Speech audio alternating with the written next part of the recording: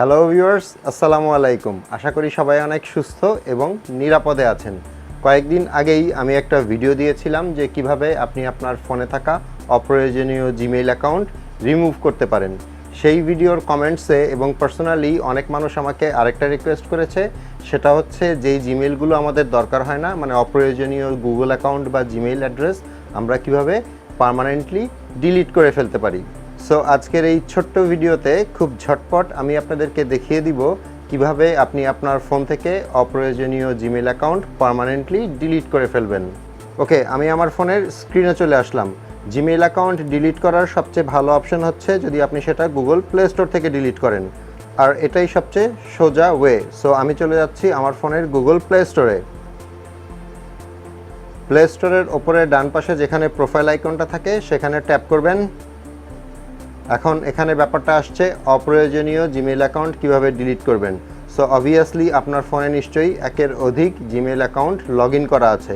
সেটা দেখতে হলে যেই অ্যাকাউন্টটা দিয়ে লগ ইন করা আছে সেটার ডান পাশে যে এক্সপ্যান্ড সাইনটা আছে ওখানে ট্যাপ করবেন। এখন এখানে আপনি আপনার ফোনের সবগুলো জিমেইল অ্যাকাউন্ট দেখতে পারবেন। এখন এই অ্যাকাউন্টগুলোর মধ্যে থেকে যেই জিমেইল অ্যাকাউন্টটা আপনি পার্মানেন্টলি ডিলিট করে ফেলতে চাচ্ছেন সেটার ওপর ট্যাপ করবেন। ট্যাপ করার পরে আপনি আবার আপনার প্লে স্টোরের হোমে ফেরত যাবেন। এখন ওপরে ডান পাশে যে প্রোফাইল পিকটা আছে ওটার ওপর আবার ট্যাপ করবেন। এখন দেখতে পাচ্ছেন যেই জিমেইলটা আপনি ডিলিট করতে চাচ্ছেন সেটা এখানে সিলেক্ট হয়েই আছে।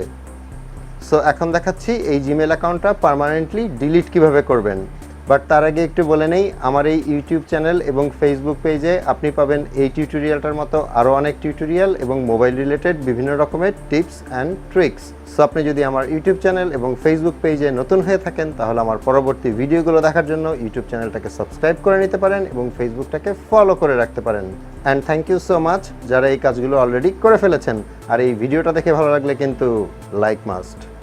ওকে, আপনি যেই অ্যাকাউন্টটা ডিলিট করতে চাচ্ছেন সেটা তো সিলেক্ট হয়েই আছে। এখন তার ঠিক নিচেই দেখবেন একটা অপশন আছে ম্যানেজ ইওর গুগল অ্যাকাউন্ট, এটার ওপর ট্যাপ করবেন।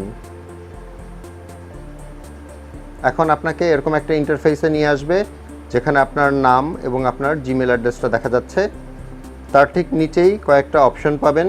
অপশনগুলোর মধ্যে প্রথমে আছে হোম, তারপর পার্সোনাল ইনফো, তারপর data and privacy, then security, people and sharing এবং আরও অনেক অপশন।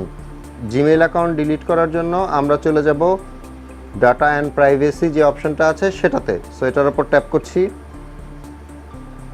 এখন এখান থেকে যখন আপনি নিচের দিকে আসতে থাকবেন একদম নিচের দিকে একটা অপশন পাবেন ডিলিট ইওর গুগল অ্যাকাউন্ট, এটার ওপর ট্যাপ করবেন।